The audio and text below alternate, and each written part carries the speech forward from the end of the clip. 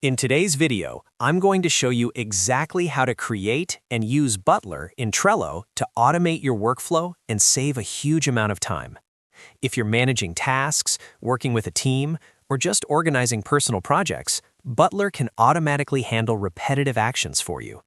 By the end of this tutorial, you'll know how to create a simple automation rule that archives a card when it's marked complete. And if this video helps you out, make sure to hit that like button and subscribe to the channel for more simple and practical Trello tutorials. Let's get started. First, open Trello and go to your boards page. From here, select the board where you want to create the automation. For this example, I'll open one of my existing boards so we can set up a real working rule. Once you're inside the board, look at the top menu and click on Automation. This is where Butler lives inside Trello. Butler is Trello's built-in automation tool that allows you to create rules, buttons, scheduled commands, and due date automations without needing any coding skills. After clicking Automation, click on Rules.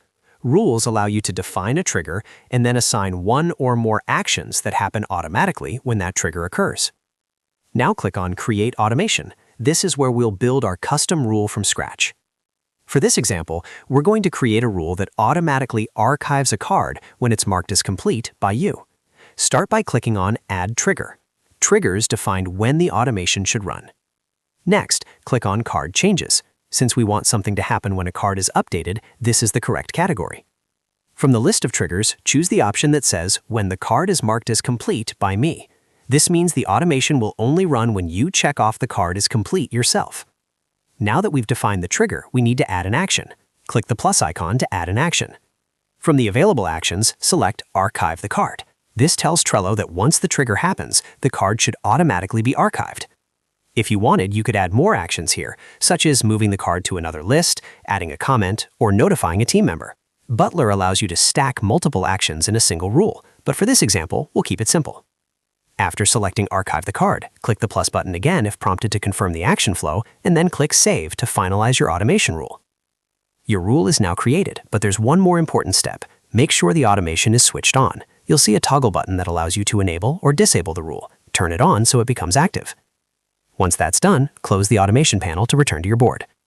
Now let's test it. Find any card on your board and mark it as complete by checking it off.